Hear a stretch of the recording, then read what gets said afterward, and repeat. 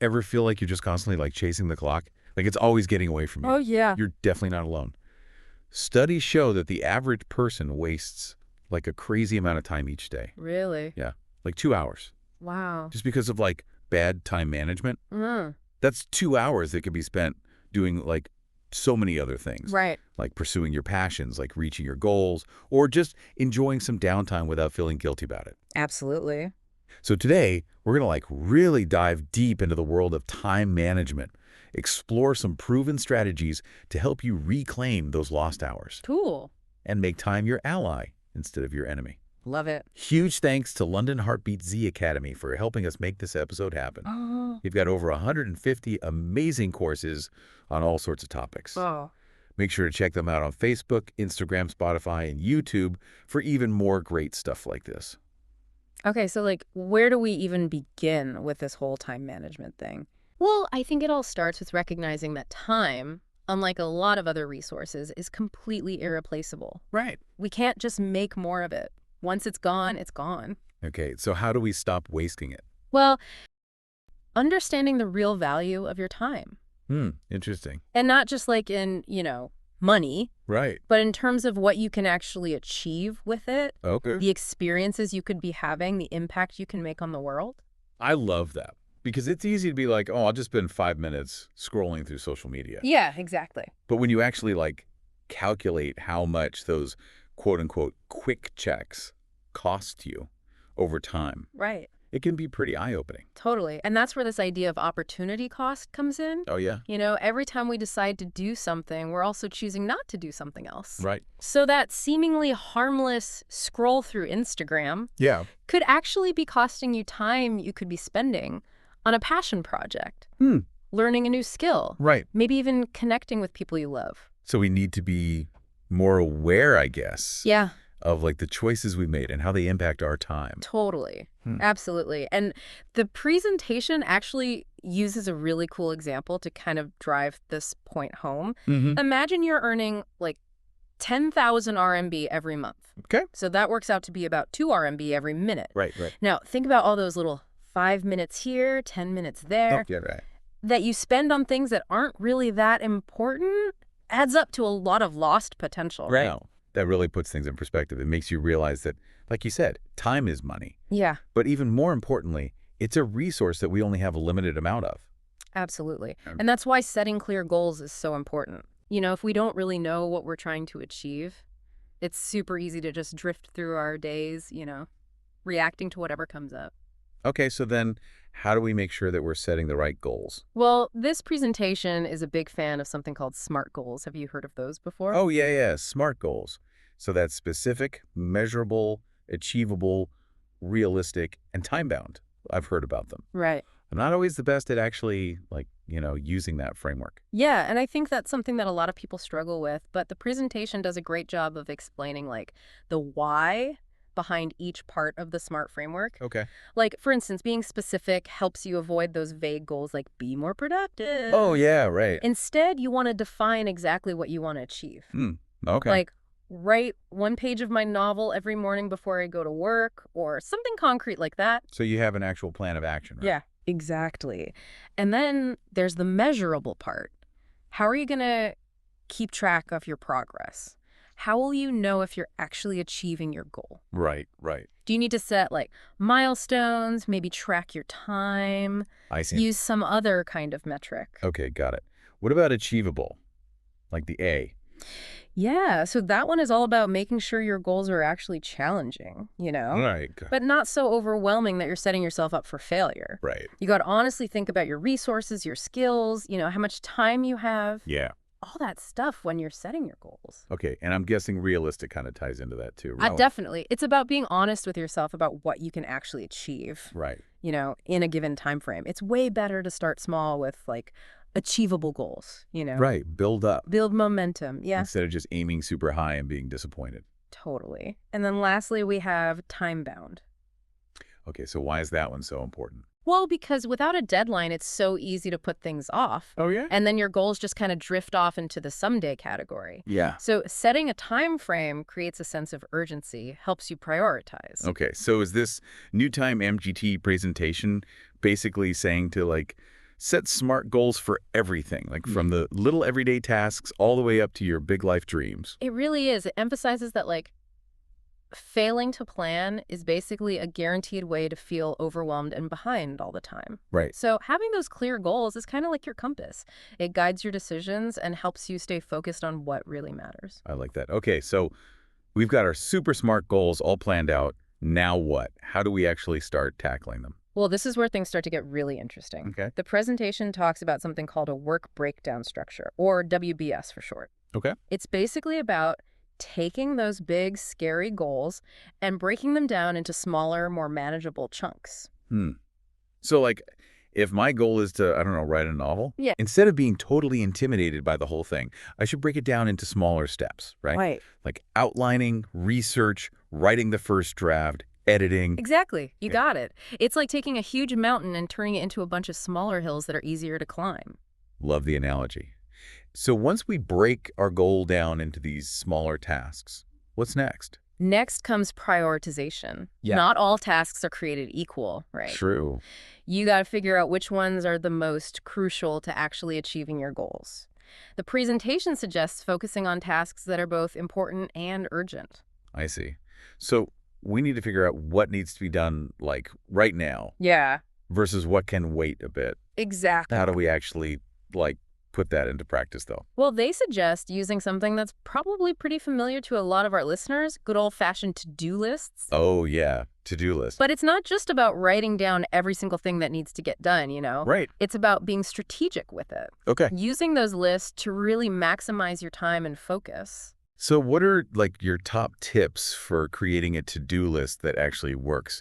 Because I think we've all had those to-do lists that just seem to get longer and longer, and then you just feel totally overwhelmed. Oh, for sure. The first tip is don't try to cram every single thing you need to do in a day onto that list. Okay. It's much more effective to just schedule a portion of your day. Right. Leave a little bit of room for those unexpected things that always seem to pop up. Yeah, because trying to plan every single minute can backfire. Absolutely. The second tip is all about prioritizing. You want to make sure that the most important tasks are at the very top of your list. So you tackle those first. Yeah, even if you don't get to everything on the list, you know at least you got the most important stuff done. That's a good reminder because it's easy to get caught up checking off those easy, quick tasks. Right. But then the really important ones get pushed aside. Another suggestion that I thought was interesting is to do the most unpleasant task first. Like the thing you're dreading the most. Ooh, I don't know about that one. I'm definitely a procrastinator when it comes to the things I don't want to do. I get it. But think about it this way. Once that dreaded task is out of the way, the rest of your day will feel so much lighter, so much more enjoyable. Yeah, I guess it's kind of like ripping off a Band-Aid. Exactly. Okay, what else? What other to-do list wisdom do you have for us? So the presentation also recommends using blocks of time to focus on certain types of tasks. So instead of constantly switching between checking emails, working on a project, and making phone calls, you dedicate a specific block of time to each activity. You got it. That way you're staying focused, avoiding that mental fatigue that comes with constantly task switching. Yeah, I'm totally guilty of trying to multitask way too much. Yeah. And I know it just ends up being less productive. It happens. And speaking of multitasking, the presentation also suggests batching similar tasks together. Okay. What does that mean? So if you've got a bunch of phone calls to make, Yeah. it's way more efficient to group them all together and do them in one go, rather than spreading them out throughout the day. I see. I see. So it's about kind of like getting into a certain mode and staying there. Exactly. And the last tip for to-do lists is to only schedule a portion of your day on the list.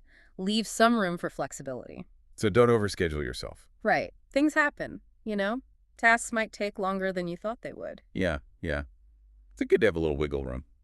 Okay, so now we've got a well-structured to-do list, and we're thinking about prioritizing. But how do we decide which tasks are really the most important? Well, that's where this super helpful framework comes in. Okay. It's called the time management matrix. You ever heard of it? Oh, yeah, the time management matrix. Yeah. It's a visual tool. Okay. It helps you categorize your tasks based on two things: how urgent they are and how important they are. Okay. So imagine a square divided into 4 sections. Got it. Top left quadrant. Yeah. That's for the tasks that are both urgent and important. Okay, so the things you absolutely have to do, like right now. Right. Things like crises, you know. deadlines that you absolutely cannot miss, urgent problems that need your attention ASAP. Okay. So what about the other quadrants? Well, the top right quadrant is where things start to get really interesting. Okay, tell me more. This quadrant is for tasks that are important, but they're not urgent. So things that are important for the long run, like personal development, Yes. building relationships. Yeah. Those are all things that are essential, but don't have that immediate deadline pressure, so they're easy to put off. Okay, what about the bottom left? Okay, bottom left is for tasks that are urgent, but not actually that important. Hmm. These are often other people's priorities that we let take over our time. Oh, Unnecessary meetings, yeah, yeah. constant interruptions, requests that don't really align with your goals. Okay, so those are the things that we want to try to minimize, right? Exactly. And then I'm guessing the bottom right is the quadrant that we want to avoid completely. You got it. That's Yeah. the quadrant of waste. It's time spent on activities that are neither urgent nor important. So like mindless scrolling, Yep. procrastination, Uh-huh. getting caught up in like little tasks that don't really matter Yeah. in the grand scheme of things. Exactly. So the time management matrix basically helps us see where our time and energy are going Yeah, and make better decisions about how we use our precious hours. exactly. And according to the new Timing Deep presentation, the most important thing is to focus on that top right quadrant. Okay. The important but not urgent stuff, that's where you're investing in the activities that really contribute to your long-term goals Hmm. and your overall well-being, even though they don't have that screaming deadline. Okay, I can see that. If you're constantly just reacting to urgent matters, you're never going to make progress on the things that actually matter in the long run. So true. And that brings us to the next crucial part of time management, identifying and conquering those time robbers. Okay, let's talk about those time wasters. I think we all have our own personal villains in this category. But before we jump into specific strategies, I want to look at one of the real-life examples from the presentation. Sure. There's this one about a guy named Max who's working on a report. Okay. He's been diligently working for like 2 hours, and he decides, you know what, I need a coffee break. Seems harmless enough. A little caffeine boost can be helpful. Right. But this is where things start to go wrong. Max goes to the break room, refills his coffee, Uh-huh. ends up chatting with some coworkers for a bit, heads back to his desk, sees a couple of new emails. Oh no, the email vortex. Exactly.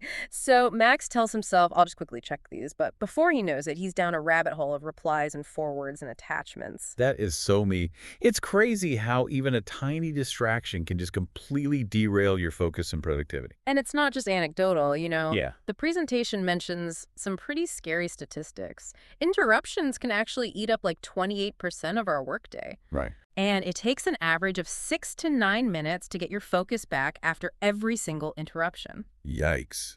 So how do we fight back against all these constant interruptions and get our time back? Well, the presentation has a few practical tips. First off, turn off those tempting email notifications. Okay, so out of sight, out of mind. Exactly. You don't need to know the second a new email comes in. It can wait. Right, right. What else? Get yourself a good pair of noise-canceling headphones. They're lifesavers, especially if you work at a busy office or you've got noisy housemates or family members. Oh yeah, those are essential. Okay, so we've got noise-canceling headphones, no email notifications. What's next? Another good one is to set some clear communication ground rules with your colleagues, family, anyone who might be interrupting you. So basically letting people know when you're available and when you need to focus. Exactly. It's about setting those boundaries and protecting your uninterrupted work time. Right, right. And sometimes, it might even mean saying no when someone asks for your attention. Oh, saying no can be hard. I know, but it's so important for protecting your time and your sanity. True. Any other tips for dealing with interruptions? Well, the presentation also goes into detail about how to manage phone calls and meetings. Those can be huge time sucks. Oh yeah, those are tough. What are some of the key things to keep in mind? For phone calls, the main thing is to keep them short and to the point. Oh, Actually, one tip I thought was interesting, try standing up during calls.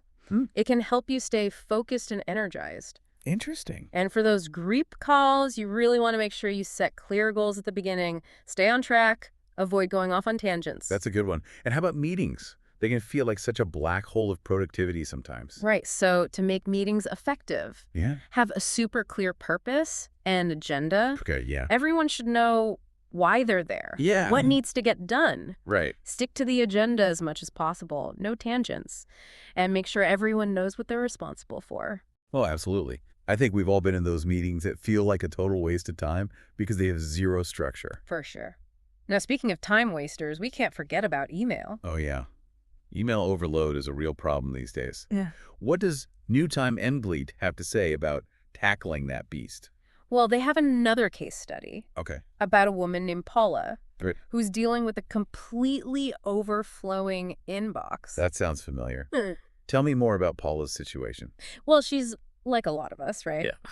Starts her day by checking her email. She likes staying informed about what's going on at work, hearing from friends and family. Right. But she dreads that feeling of being bombarded with all those irrelevant messages. It's like you're drowning in information, Yeah, but so much of it is not even useful. exactly. And the presentation points out it's not just about the number of emails either. Okay. Paula also has a really hard time finding the important messages amongst all the clutter. It stresses her out. It's like trying to find a needle in a haystack, and then you just get anxious because there are all these unread messages staring back at you. So the presentation has some strategies for dealing with this common issue. Okay. Tell me everything. The first step is to break free from that constant email checking habit. Schedule specific times in your day to go through your inbox. So instead of letting email control your whole day, you're in control of when you engage with it. Exactly. Another helpful thing is to create what are called action-based inboxes. Okay. What does that mean? Basically, you're organizing your emails based on what action you need to take. Oh, okay. So instead of one giant inbox, I might have separate folders for things like to respond, to delegate, to read later. Exactly. It brings order to the chaos and helps you prioritize. That's a brilliant tip. I'm going to try that one. What else? You can also use filters and rules to automatically sort your incoming messages. Oh, yeah. Filters. So you can set it up so that, say, newsletters automatically go to a certain folder, emails from your boss go to another. Saves you a ton of time and effort because you're not manually sorting through everything. That's awesome. What about those emails that don't need any action at all, just pure junk? Delete, delete, delete. Don't be afraid to hit that delete button. Oh, okay. Be ruthless. If an email is not relevant, actionable, or something you need to keep for reference, just get rid of it. Got it. The presentation also talks about what they call a process to zero approach. Basically, the goal is to have an empty inbox by the end of each day, or at least each time you process your emails. Inbox zero. It's like a dream, but also kind of intimidating. It's a challenge, for sure, but it's possible with the right strategies. The main thing to remember is that email is just a medium. It's not a task itself. Your goal is to process each message and turn it into an action. I see. So it's not about spending hours in your inbox trying to achieve that perfectly empty state. Right. It's about efficiently getting through each message and then moving on. Exactly. And the presentation says there are really only a few actions you can take with an email. You can delete it, delegate it, reference it for later, respond to it immediately, defer it to a specific date, or just do the task it requires right away. That's a good framework. Yeah. Okay, so the key to email then is really about making it a habit, right? Yes. Processing it regularly instead of letting it pile up. Exactly. So it's not about conquering your inbox once and for all. It's about consistent progress. Got it. Okay, that makes sense. So moving on from email, what about saying no? Ah, yes. The art of saying no. Setting boundaries and protecting your time. This one can be so hard. But I know it's so important for like avoiding burnout and staying focused on the things that really matter. The presentation actually dives deeper into this idea. Okay, tell me more. It gives some specific tips on how to say no without hurting anyone's feelings or feeling like a jerk. I think that's something that a lot of people struggle with. Yeah, and the first thing it emphasizes is that saying no doesn't have to be rude or mean. It's all about how you say it. So what are some practical tips for saying no gracefully? Start by acknowledging the request Okay. and thanking the person for thinking of you. Then explain that you're not able to take it on right now. Maybe offer an alternative solution. So instead of just saying no, I could say something like, thanks for asking, but I'm swamped with deadlines right now. Maybe Right. colleague's name could help. Exactly. You're being respectful and helpful even while you're declining. Yeah. The presentation also emphasizes the importance of being direct. Okay. You don't need to over-explain or apologize a ton. That's true, because sometimes we try to justify our no so much that it just makes things more awkward. Yeah.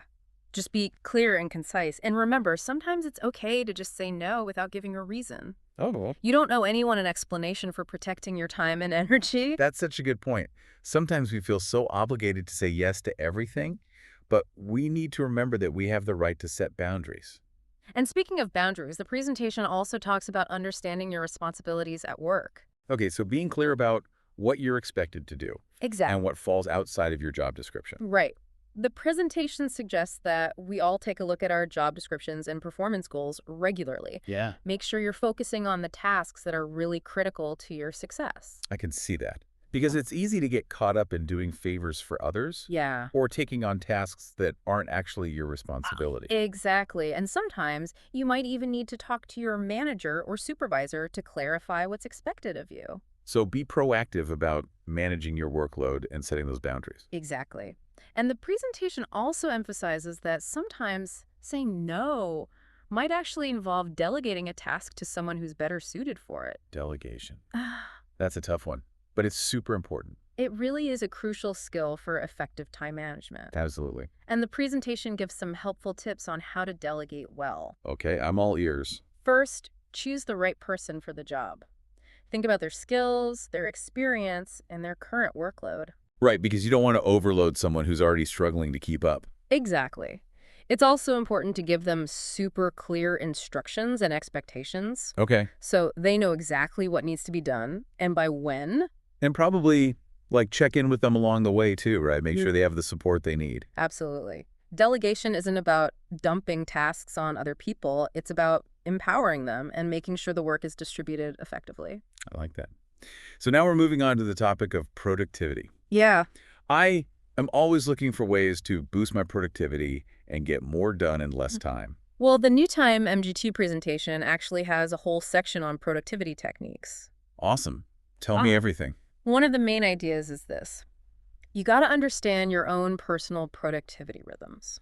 So like figure out when you're most focused and alert Yeah, and when you're more likely to have an energy dip. exactly. The presentation says we should track our energy levels and how productive we are throughout the day. So we can spot the patterns. Yes. And once you understand your natural rhythms, you can plan accordingly.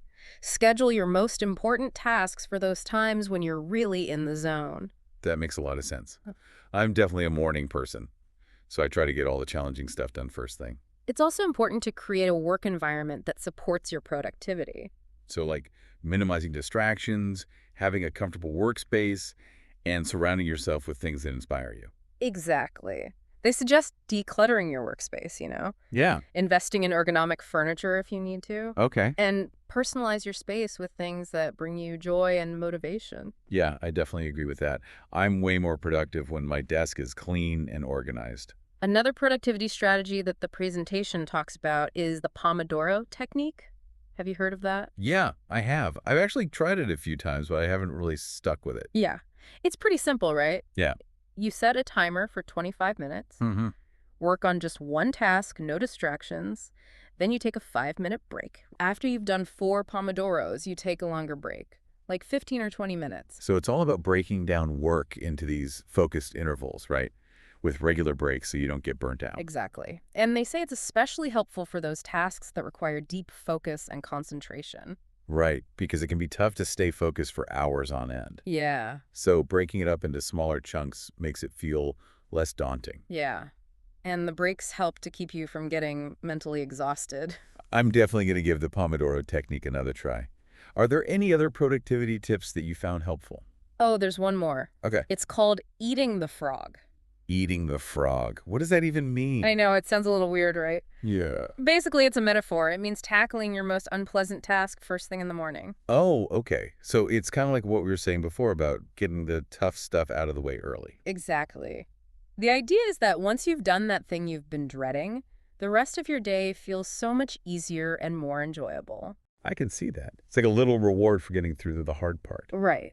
So we've talked about to-do lists, the time management matrix, and some general productivity tips. Yeah. But what about distractions? Like, Well, how do we actually minimize those things that constantly pull our attention away from what we're supposed to be doing? Well, the presentation has a bunch of tips for that too. It covers everything from super simple things like turning off notifications Okay. to more complex stuff like, creating a distraction-free work environment. Okay. It's a whole range. Let's start with the simple stuff then. What are some easy things we can do to cut down on those distractions? Well, one of the simplest but also most effective things is turning off notifications. Right. Both on your phone and your computer, all those pings and buzzes are super distracting. Oh, I know it. I'm totally guilty of getting sidetracked every time my phone makes a sound. Yeah, it's so common these days. The presentation suggests setting specific times to check your phone and email instead of letting them interrupt you all day long. So it's about being proactive instead of reactive. Yes. Another simple tip is closing any tabs or windows you don't actually need. Yeah, it makes sense. The less visual clutter you have, the better. It's easy to get overwhelmed when you've got a million things vying for your attention. Totally. They also suggest using website blockers or apps that limit your time on social media or other distracting websites while you're working. Oh, I've heard about those. Mm-hmm. They can be lifesavers when you really need to focus. Another helpful tip is to just let people know when you're not available to be disturbed. So putting up a do not disturb sign. Exactly. Or maybe just letting your family know you need some quiet time. Yeah, it's all about setting boundaries and communicating your needs clearly. Okay, those are all great tips for those external distractions like notifications and noise and stuff. Right. But what about the distractions that come from inside? Ah, the internal distractions. Those can be just as tricky. Like when you're stressed or worried or anxious, even just bored or unmotivated, it can really mess with your productivity. Oh, for sure. Any advice on dealing with that? The New Time MGT presentation had some good stuff about this too. Okay, I'm all ears. One of the key things they talked about was mindfulness. Mindfulness, so like being present in the moment. Yes. It's about paying attention to your thoughts and feelings without judgment. Okay. When you're mindful, you're more aware of when your mind starts to wander or when you're getting stressed or anxious. I can see that. So you can catch yourself and bring yourself back to the task at hand. Exactly. And the presentation suggested that even just a few minutes of mindfulness meditation every day can really help. Interesting. Are there any other mindfulness techniques besides meditation? Definitely. Things like deep breathing exercises can be super helpful. Okay. Taking a walk in nature or just focusing on the physical sensations in your body. I like that. Sometimes I find that just stepping away from my desk for a few minutes, maybe doing some stretches, can really help to clear my head. Yeah, for sure. And another good strategy is to identify and challenge negative thoughts. Oh, you mean those thoughts that tell us we're not good enough or that we're going to fail? Those are the ones, a lot of times they're based on fear, not reality. So it's about reframing those negative thoughts into something more positive and helpful, right? Exactly. Instead of thinking, I'm going to mess this up, tell yourself, I'm capable of handling this. I love that. And the presentation also talked about the importance of self-care for managing those internal distractions. So making sure we're getting enough sleep, eating healthy food, exercising, and doing things we enjoy. Exactly. Taking care of yourself physically and mentally makes you so much better equipped to handle stress and stay focused. Okay, so we've talked about external distractions, internal distractions. What about procrastination? I think it's safe to say we've all been guilty of that at some point. Oh, procrastination? Any advice on how to beat it? The New Time MGT presentation actually has some really good strategies. One of them is to break down those big, overwhelming tasks into smaller, more manageable chunks.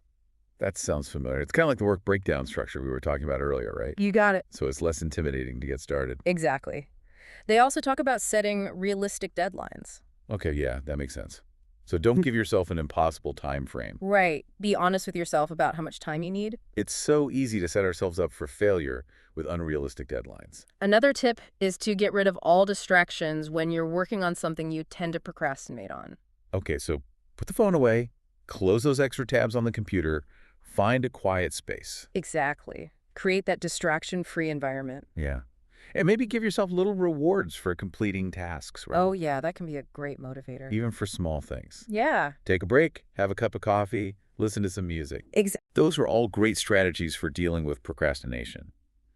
Now, let's talk about planning and scheduling. I mean, that's a big part of time management, right? The New Time MBT presentation stresses the importance of planning. Okay. Take some time each week to plan out your schedule and prioritize tasks. So it's about being proactive with your time. Exactly. The presentation recommends blocking out time for your most important tasks first. Okay. That way, you know they'll get your full attention. And then fill in the rest of your schedule with the less urgent things. You got it. It's about aligning your schedule with your priorities. But they also say, be flexible, be willing to adjust your plans if things change. Right, because life happens. Exactly. Things come up. Sometimes you need to shift things around. Okay, so structure, but also flexibility. Yes. And they also emphasize the importance of scheduling downtime. Downtime, so like time for relaxation, hobbies, hanging out with loved ones. Yes, exactly. It can be so easy to just get caught up in the hustle and forget to take breaks. I know.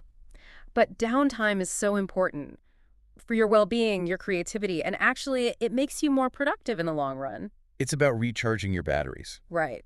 And the presentation suggests scheduling downtime just like any other important appointment. So block out time in your calendar for fun stuff. Yes.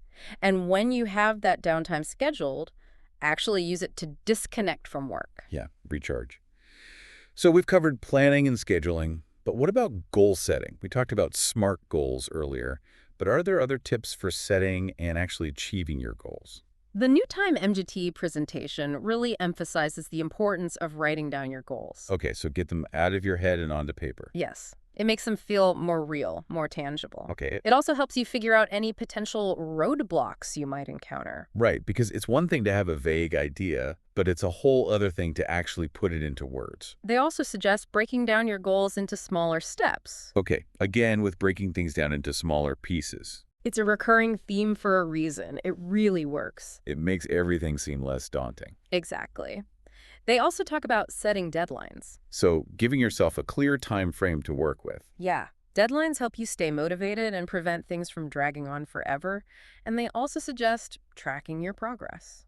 So check in with yourself regularly and see how you're doing. Yeah. Maybe adjust your approach if you need to. Right. It helps you stay motivated and celebrate those wins along the way. Okay, all great tips for goal setting. What about perfectionism? I think that's a big challenge for a lot of people when it comes to time management. Oh, yeah. Perfectionism can really sabotage your productivity. Totally. So what does the new time and kept presentation have to say about that? Well, they point out that perfectionism is often rooted in fear. Fear of failure or judgment or maybe not being good enough. Exactly. And that fear can hold you back from taking action and getting things done. So how do we break free from that? They suggest challenging those perfectionistic thoughts. Okay, so question those voices that tell you everything has to be perfect. Yes. Ask yourself, does it really need to be perfect? What's the worst that could happen if it's not? It's about shifting our thinking, right? Accepting that good enough is often, well, good enough. Absolutely. And it's also about setting realistic standards for yourself. Okay, yeah, so don't aim for some unattainable level of perfection that just sets you up for disappointment. Right. It's a balance. Yeah. You want to strive for excellence, but also accept that you're human and you're not going to be perfect all the time.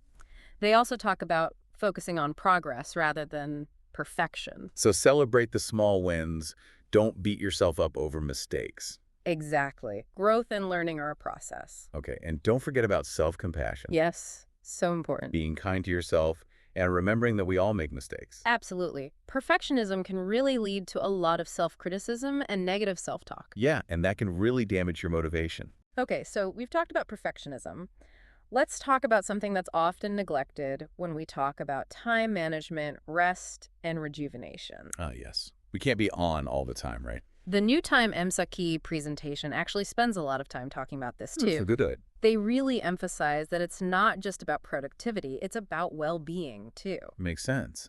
If you're constantly pushing yourself without any breaks, you're going to burn out. Exactly. And then your productivity is going to plummet anyway. Right, so it's counterproductive to ignore our need for rest and downtime. Totally. They suggest making time for activities that help you relax and recharge. Spending time in nature, reading, listening to music, hanging out with friends and family, whatever brings you joy. So it's about giving ourselves permission to take breaks and do things that replenish our energy. Exactly. They also emphasize the importance of getting enough sleep. Oh, sleep is so important. I know, right?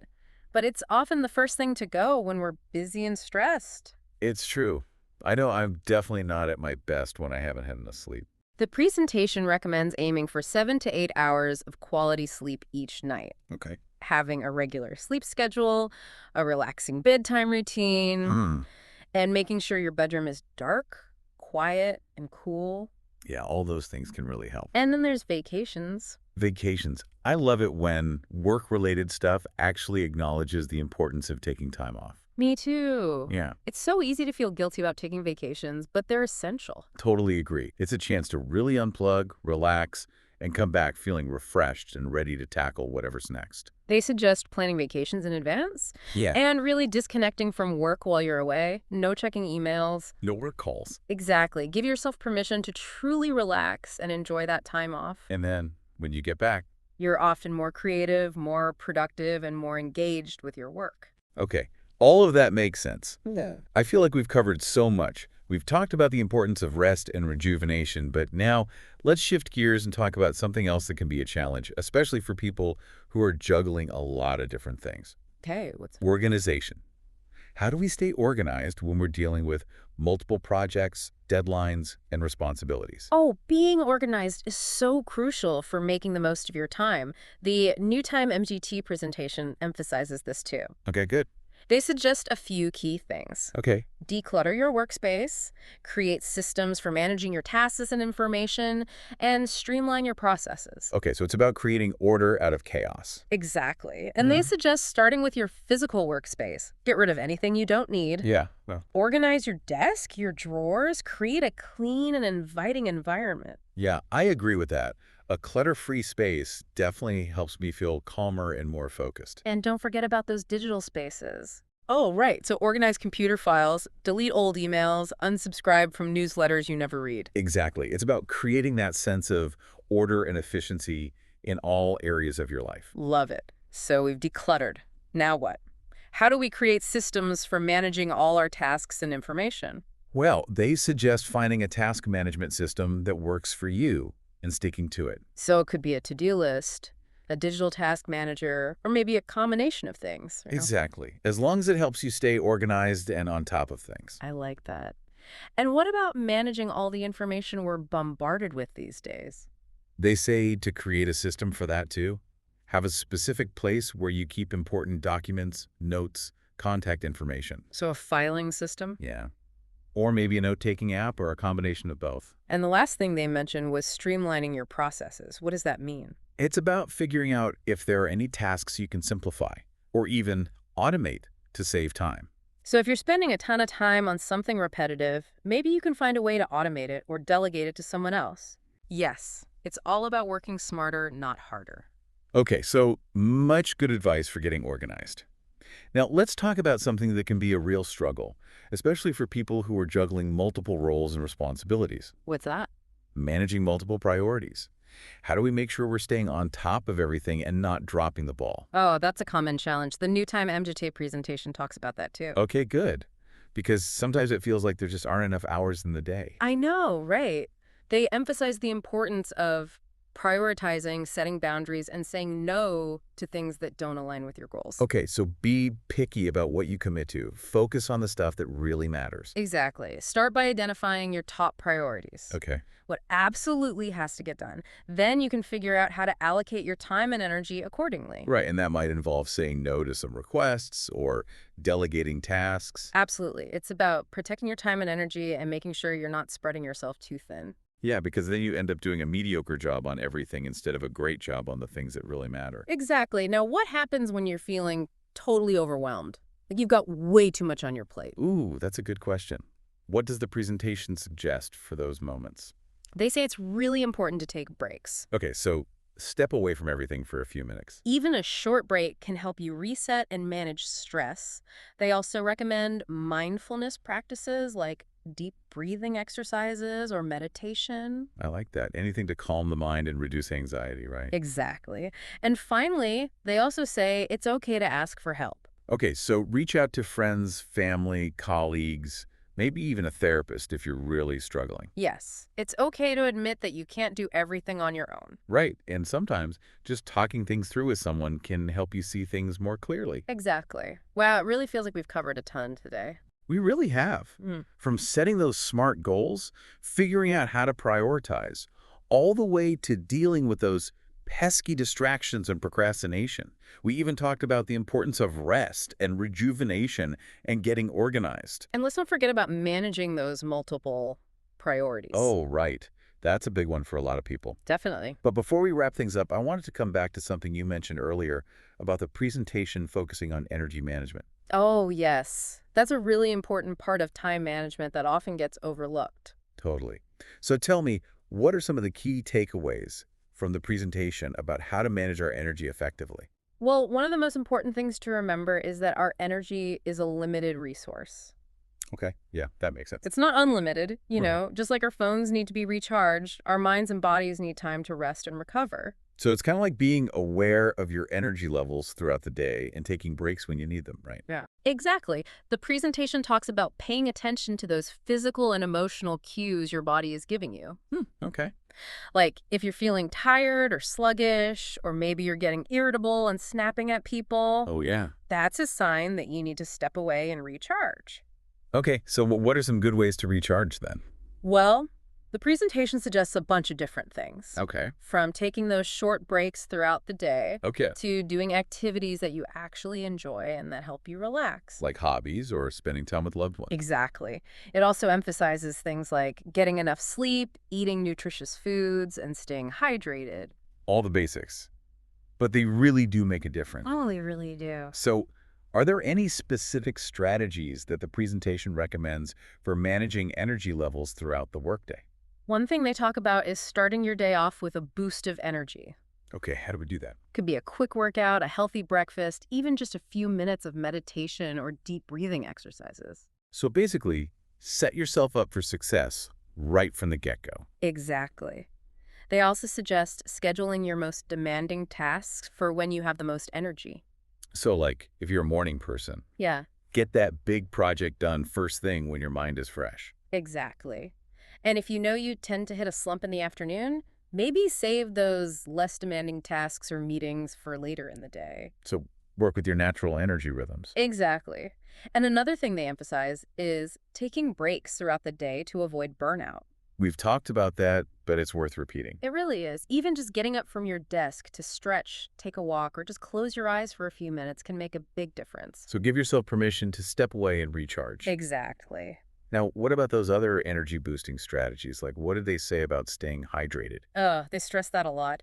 It's so easy to get dehydrated when you're busy, but that can lead to feeling tired and sluggish. And it affects your concentration too, right? Exactly. So make sure you're sipping water throughout the day.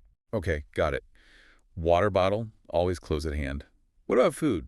They recommend eating healthy foods that provide sustained energy. Okay, so things that are going to keep you going. Right, like complex carbs, lean protein, healthy fats.